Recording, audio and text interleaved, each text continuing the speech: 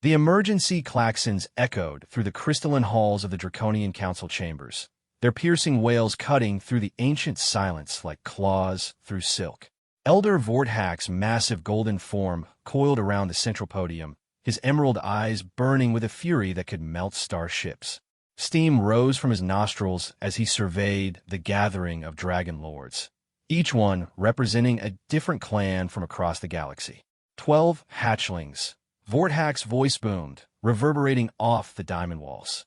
12 of our most precious young ones vanished without a trace from the sacred nursery on Pyrian Prime. His claws scraped against the crystal floor, leaving deep gouges. The nursery that has remained inviolate for 3,000 years. The assembled dragons shifted uneasily. Lady Azura, her scales shimmering like captured starlight, raised her elegant neck. How is such a thing possible, Elder? The nursery is protected by quantum barriers, dimensional locks, and the ancient ward songs of our ancestors. That is precisely what we must discover, Vorthack replied grimly. The security recordings show nothing. No breach, no intrusion, no energy signatures. The hatchlings simply disappeared during their rest cycle. Commander Zephyr, a battle-scarred red dragon with cybernetic enhancements gleaming along his spine, stepped forward. Elder, my fleet stands ready.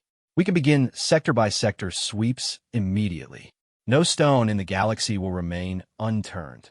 But it was Elder Mistral, ancient beyond measure and wise in the old ways, who spoke the words that chilled every dragon present.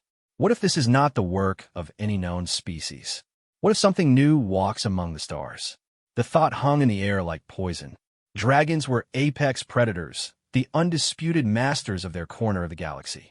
Their young were protected not just by technology, but by instinctual fear that their very presence inspired in lesser species. Who would dare? Who could dare? Meanwhile, 17 light-years away, Captain Sarah Chun rubbed her tired eyes and stared at the latest geological survey reports from the mining operation on Kepler 442c. The small human colony had been established only 6 months ago, and already they were behind schedule. The mineral extraction wasn't proceeding as smoothly as Earth Command had hoped. "Ma'am, we're getting some unusual readings from Sector 7, reported Lieutenant Martinez, his voice crackling through the comm system. Looks like there might be some kind of cave system we missed in the initial surveys. Sarah sighed and grabbed her environmental suit from the locker. All right, let's go take a look. Maybe we'll find something useful down there. She paused at the airlock, adding with a tired smile, or at least something interesting enough to break up this routine. The colony of New Meridian was small by human standards, only about 300 people, but it represented humanity's newest push into the frontier. Most of the colonists were miners, engineers, and scientists, with a small security detail led by Sarah herself. They'd chosen this world precisely because it was remote, resource-rich, and, most importantly, unclaimed by any of the major galactic powers. What they didn't know was that Kepler 442c sat at the intersection of several major hyperspace routes, making it an ideal way station for those who traveled the void between stars. And sometimes those travelers were very young, very frightened, and very lost. The cave system that Lieutenant Martinez had detected stretched deep into the planet's crust, formed millions of years ago by underground rivers that had long since dried up. The tunnels were warm, naturally heated by geothermal activity, and surprisingly spacious. As Sarah and her team descended into the depths, their helmet lights revealed smooth walls worn by time and flowing water. This place is bigger than we thought, Martinez observed, consulting his scanner. The tunnel system extends for kilometers in every direction. Sarah was about to respond when her environmental sensors picked up something odd. Are you getting these readings? Elevated temperature, unusual atmospheric composition. She frowned at her display. And there's something else. Low-frequency vibrations. Almost like breathing, finished Corporal Davies, the youngest member of their team. They pressed deeper into the caves, following the strange readings. The tunnel widened into a vast chamber, and their lights revealed something that made them all freeze in wonder and terror. 12 creatures, each no larger than a house cat, but unmistakably reptilian, lay curled together in a sleeping pile near a warm spring that bubbled up from the cave floor. Even in sleep, their scales gleamed with an inner fire.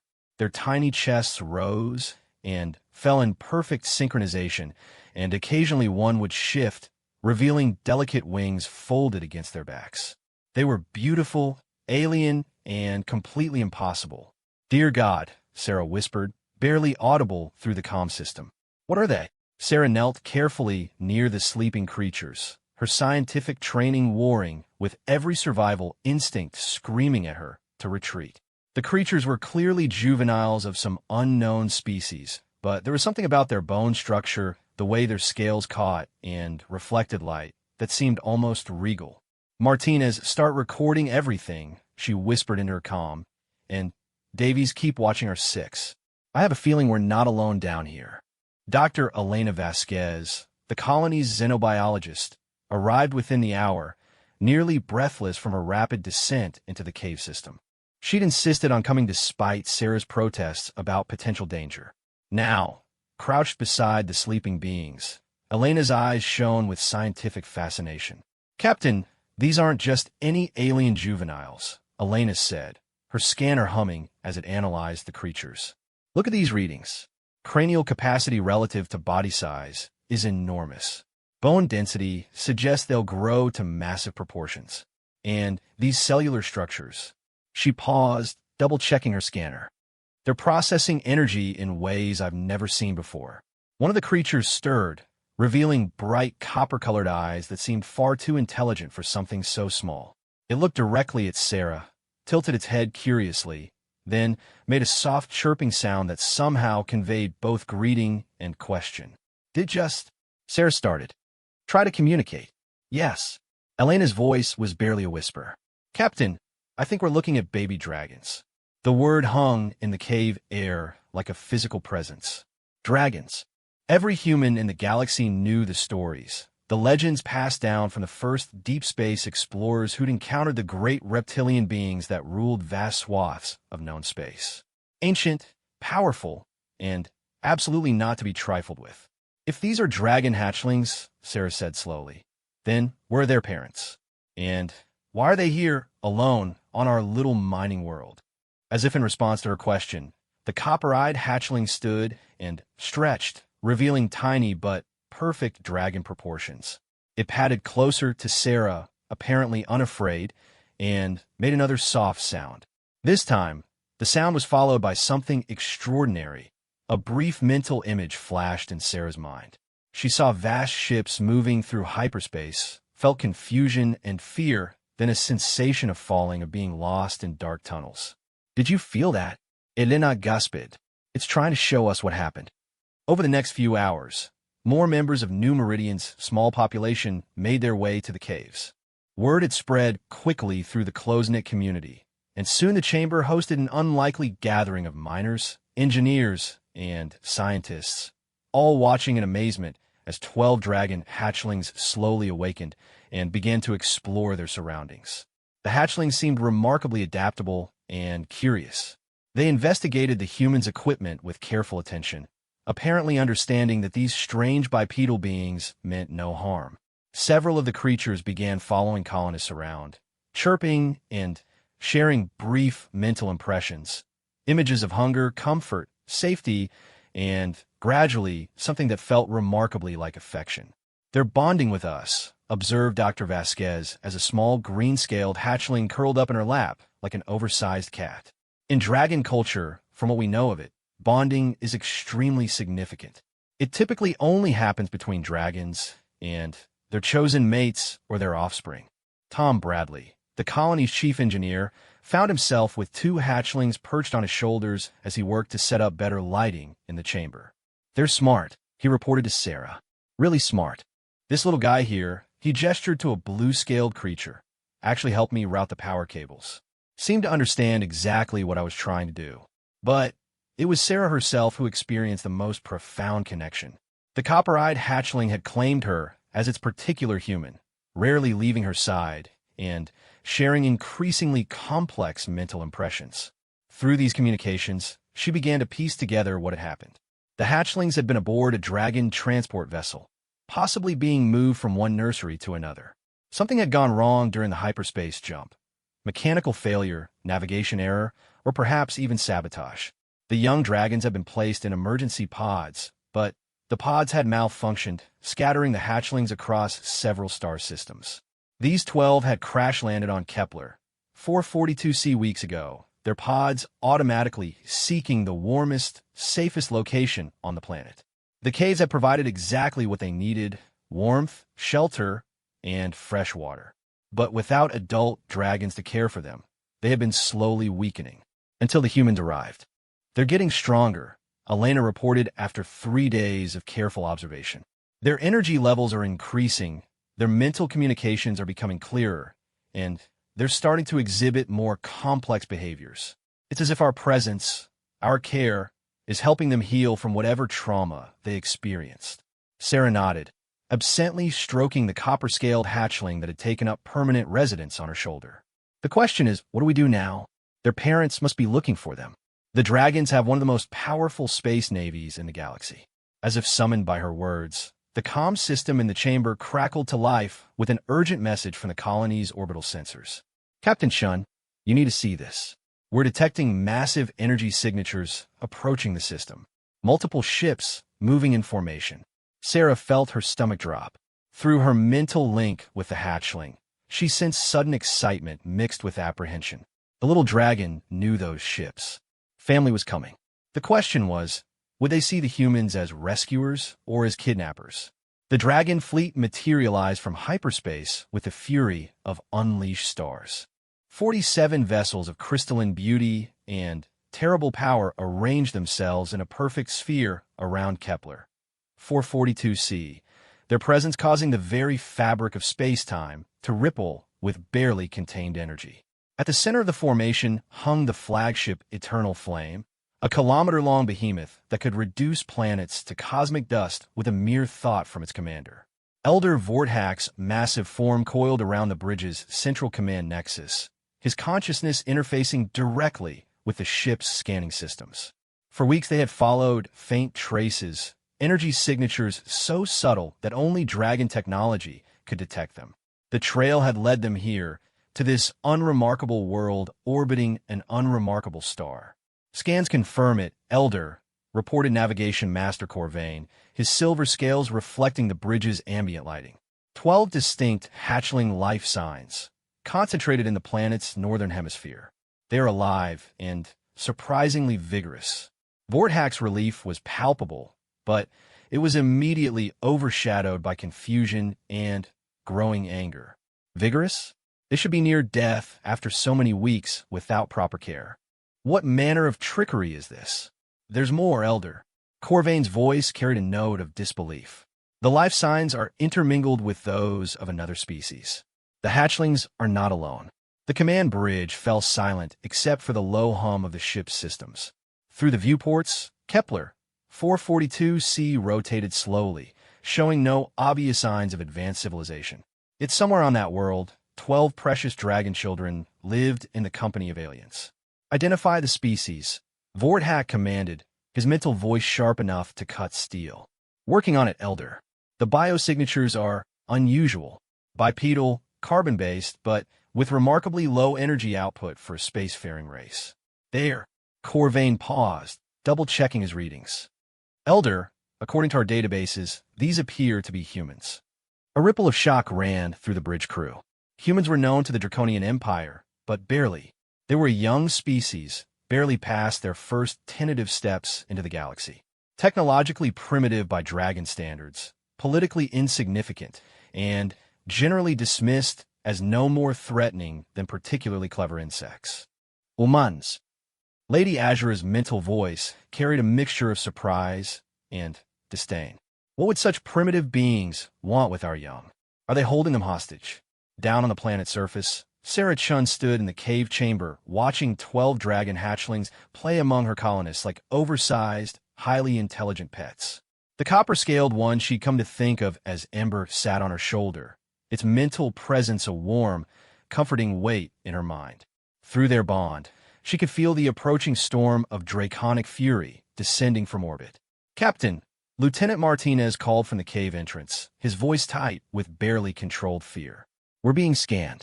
Multiple sources, incredibly powerful. Whatever's up there, they're taking a very close look at us. The hatchlings had all stopped playing, their collective attention focused upward, as if they could see through kilometers of rock to the ships above. Sarah felt waves of conflicting emotion from Ember, joy at the approach of family, but also anxiety and something that felt remarkably like protectiveness toward the humans. Dr. Vasquez, how quickly can we move them if we need to? Sarah asked, though she already knew the answer was essentially not at all. The hatchlings had bonded with the colonists over the past few days, and several had made it clear through mental impressions that they had no desire to leave their new friends.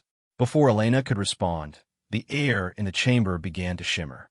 Sarah recognized the telltale signs of a teleportation field, technology far beyond human capabilities. Everyone stay calm, she ordered, even as her hand moved instinctively toward her sidearm.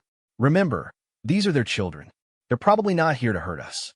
The shimmer resolved into a group of 5 dragons in their humanoid forms, a diplomatic courtesy that Sarah recognized from the few recorded human-dragon encounters.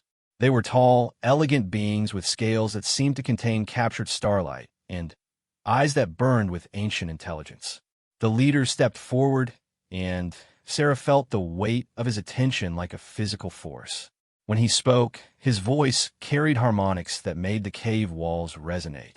I am Elder Vorthak of the Draconian Council. You will explain how you came to possess our young, and you will do so truthfully. Before Sarah could respond, Ember launched itself from her shoulder, wings spread wide as it glided directly to Vorthak. The ancient dragon caught the hatchling with surprising gentleness, and Sarah felt a complex exchange of mental communication pass between them. She caught fragments through her bond with Ember, images of the crash, of humans finding them, of care and comfort and play. Vorthak's expression shifted subtly as he processed what the hatchling was showing him. His companions gathered around, each receiving similar communications from the other young dragons as they recognized their rescuers and protectors. They speak of kindness, Vorthak said slowly, his voice carrying a note of wonder, of beings who found them lost and weak, who provided warmth and food and... He paused, searching for the right word. Companionship. Lady Azura knelt gracefully as 2 hatchlings approached her, their mental voices chattering excitedly about their human friends. They have bonded, she observed, her tone shifting from suspicion to amazement. Not just simple pack bonding, but true, deep connection bonding. With aliens. Dr. Vasquez stepped forward, her scientific curiosity overcoming her fear. The bonding appears to be mutual, she offered carefully. We've observed significant positive changes in the hatchlings' health and behavior since they began interacting with our people. And several of our colonists report feeling different. Enhanced somehow. The dragons exchanged glances laden with meaning that humans couldn't fully grasp. Deep connection bonding was rare even among dragons themselves, typically occurring only between life mates or parents and offspring. For it to occur between dragons and an alien species was not just unusual, it was unprecedented. Commander Zephyr materialized in the chamber, his scarred form imposing even in humanoid shape. Elder, our long-range sensors detect other human vessels approaching this system. A supply convoy, due to arrive within hours. Sarah felt her heart sink. A supply convoy meant more humans, witnesses to whatever was about to happen here. If the dragons decided that humanity had somehow stolen their young. But Vorthak surprised her. Instead of anger or threats, she saw something in his ancient eyes that looked almost like curiosity. Captain Shun, he said, somehow knowing her name and rank. Your species has done something remarkable here. The question now is, what do we do about it? The human supply convoy dropped out of hyperspace exactly on schedule. 3 cargo vessels and an escort frigate emerging into what their sensors immediately identified as a very dangerous situation. Captain Rebecca Torres of the UN Chef Meridian stared at her tactical display in growing horror as 47 Dragon warships resolved on her screens. Sir, we're being hailed on all frequencies, reported her communications officer, Lieutenant Park. The lead vessel is requesting immediate communication with whoever's in command of the human presence in this system. Torres had been expecting a routine supply drop to a mining colony. Instead, she found herself potentially starting an interstellar war. Put them through, Lieutenant, and try to look diplomatic. The main screen flickered to life, revealing a dragon in humanoid form whose very presence seemed to radiate power. I am Elder Vorthak of the Draconian Council. You will maintain position and await further instructions. Any attempt to flee or signal other human vessels will be considered an act of aggression. Understood, Torres replied, fighting to keep her voice steady. May I ask what the nature of this gathering is? Vorthak's expression was unreadable. Your people have become involved in a matter of great significance to our empire. We are determining how to proceed. Down on the planet's surface, the cave chamber had become an unlikely diplomatic meeting ground. The 12 hatchlings moved freely between their human friends and their dragon elders, serving as living bridges between two vastly different civilizations. Sarah watched in fascination as the young dragons seemed to be actively translating not just languages, but entire concepts and emotions. Elder Mistral, the ancient female dragon whose scales held the deep blue-green of ocean depths, communicated directly with Tom Bradley, while a small silver hatchling perched on the engineer's shoulder. The young one speaks highly of your technical abilities, she observed. It claims you understood its suggestions for improving your primitive electrical systems. Tom scratched the hatchling behind its tiny horns, earning a contented purr. Smart little guy figured out a way to boost efficiency by about 30%. I've never seen engineering intuition like that in something so young. Nor have I, Mistral admitted, and I have lived for over 2 millennia. Across the chamber, Dr. Vasquez was engaged in a rapid exchange of information with Lady Azura, comparing notes on the physiological changes both species had experienced through the bonding process.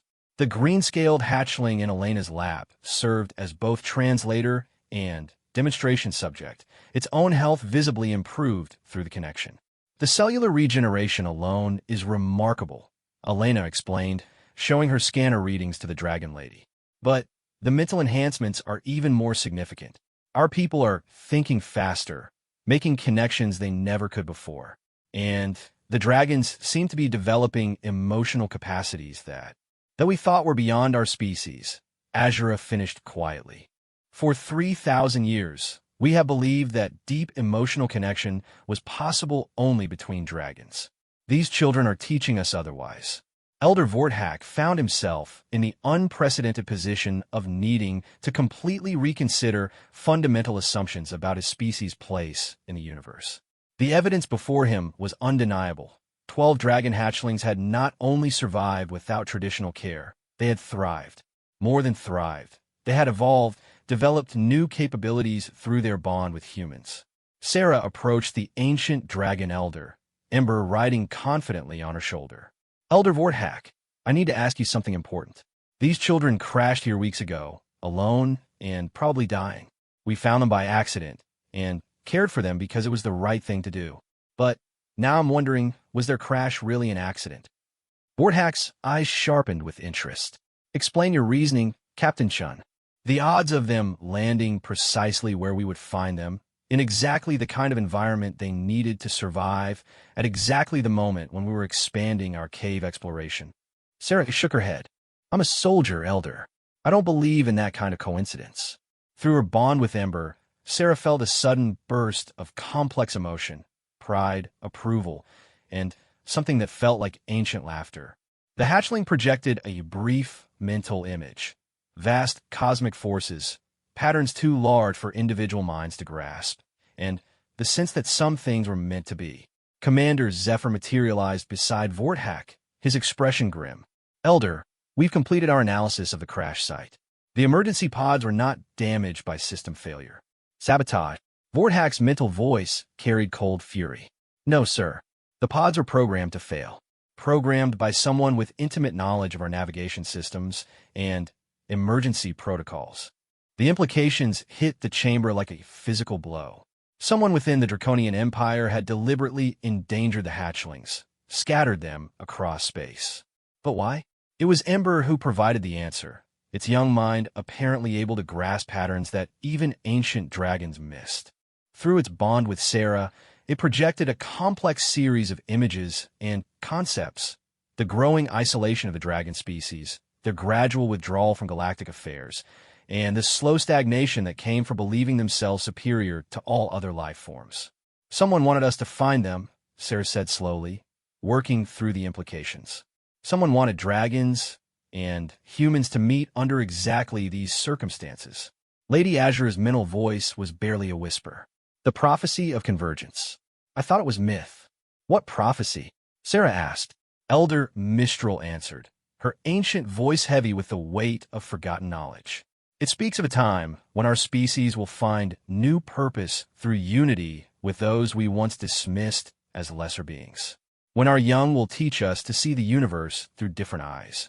The chamber fell silent as the full magnitude of the situation became clear.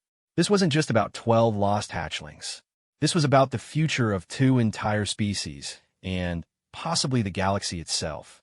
Above them, Captain Torres waited nervously as her ship was scanned by technology beyond human comprehension. But in the caves below, something unprecedented was taking shape. The hatchlings sensed it too, their excited chittering filling the chamber as they seemed to celebrate some cosmic joke that only they understood. Elder Vorthak, Sarah said formally, I think we need to talk about what happens next.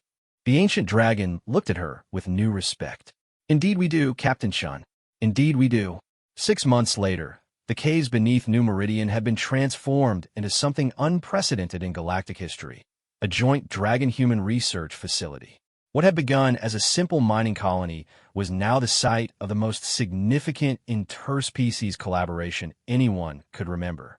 The hatchlings had grown considerably, each now the size of a large dog, their scales gleaming with increasing brilliance as their bond-enhanced development continued. But, more importantly, they had become living bridges between 2 civilizations that were discovering they had far more in common than either had ever imagined. Captain Sarah Chan stood in what was now called the Convergence Chamber, watching Tom Bradley work alongside Elder Mistral to design a new type of hyperspace engine. The human's intuitive engineering sense, enhanced by his bond with the silver hatchling Quicksilver, combined perfectly with Mistral's vast theoretical knowledge. Together, they were creating technology that neither species could have developed alone. The efficiency improvements are extraordinary, Tom explained to the gathered researchers. By incorporating both human innovation and dragon wisdom, we've achieved power outputs that exceed our best projections by 300%. Ember, now a sleek copper-scaled juvenile dragon, perched on Sarah's shoulder and projected waves of satisfaction through their mental link.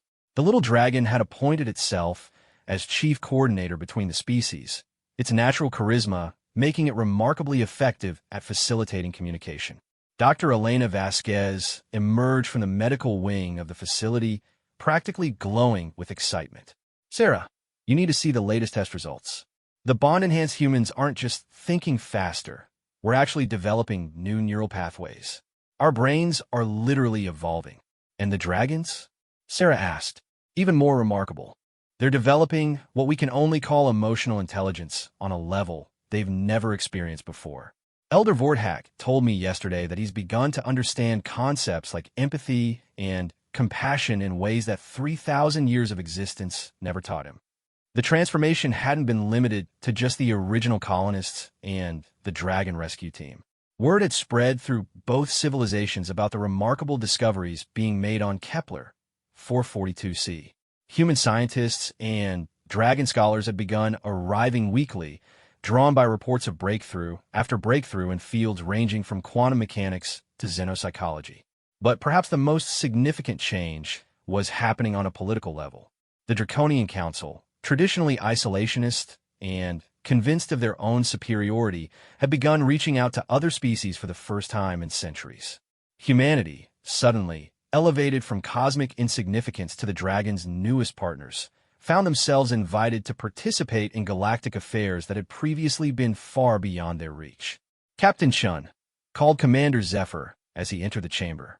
The Scar Dragon warrior had become an unexpected friend over the months, his bond with one of the more aggressive hatchlings having softened his military despairing considerably. We've received word from the Council. The investigation into the pod sabotage is complete. Sarah felt a chill of apprehension through her link with Ember. They had known this day would come. What did they find? It was Elder Thaxos of the Purist faction, Zephyr reported grimly. He believed that contact with other species would weaken our bloodlines, dilute our power. He arranged for the hatchlings to be scattered, expecting them to die and serve as justification for even greater isolation. Instead, he gave us the greatest gift in our species' history, Elder Vorthak observed as he joined the conversation. The ancient dragon's humanoid form had somehow become more expressive over the months, as if learning to communicate with humans had taught him new ways to display emotion. Lady Azura materialized nearby, her own bonded human companion, Lieutenant Martinez, at her side. Thaxos has been stripped of his rank and exiled to the Outer Rim. But, more importantly, the Council has voted unanimously to establish the Convergence Protocol. Sarah raised an eyebrow. The what? A formal alliance between our species, Vorthak explained. Joint exploration missions, shared research facilities, integrated military commands. The beginning of something that goes far beyond simple cooperation. Through Ember, Sarah felt waves of pure joy from all 12 hatchlings simultaneously. This was what they had been working toward all along, what their mysterious benefactor had intended when they arranged for the accident that brought the species together. There's more. Azura continued with something that might have been a smile. The Council has decided that the traditional education of dragon young is insufficient. They want to establish joint nurseries where dragon and human children can grow up together, learning from each other from the earliest possible age. The implications were staggering. Within a generation, there would be humans and dragons who had never known a universe where the two species weren't partners. Children who thought it perfectly natural to share thoughts with beings from another world, who could combine human creativity with dragon wisdom as easily as breathing. Dr. Vasquez looked up from her research tablet with the expression of someone who had just solved a puzzle that had been bothering her for months. I think I know who arranged the pod failure, she announced to the group. Everyone turned to look at her, including the hatchlings who seemed suddenly very interested in grooming themselves and avoiding eye contact. It was them, wasn't it? Elena said, gesturing to the young dragons. Or rather, some version of them. The quantum mechanics involved in creating stable time loops are incredibly complex, but with dragon mental abilities and human technological innovation. Ember chirped innocently and projected an image of pure confusion, but Sarah could feel the underlying amusement through their bond. You little conspirators, she said fondly. You arranged your own rescue. The response she got was a mental impression of cosmic forces, probability streams, and the sense that sometimes the universe needed a little nudge in the right direction. The hatchlings had somehow reached back through time to ensure their own survival, and the meeting of two species that desperately needed each other. As if summoned by the revelation, Captain Torres's voice crackled through the communication system. Surface team, you're going to want to see this. We're detecting massive hyperspace signatures approaching the system. Looks like half the galaxy wants to see what we're doing down there. Sarah looked around the chamber at the impossible gathering of humans and dragons, all working together toward a future that none of them could have imagined just months before. Through her bond with Ember, she felt the young dragon's satisfaction and something else, anticipation for the even greater changes to come. Well, she said with a grin, I suppose we'd better get ready for company. Above them, the stars themselves seemed to shimmer with possibility as the first ships of what would become known as the Galactic Convergence fleet began to arrive at the little world where everything had changed. The age of isolation was over. The age of cooperation had begun, and it had all started with 12 dragon babies who just wanted to take a nap.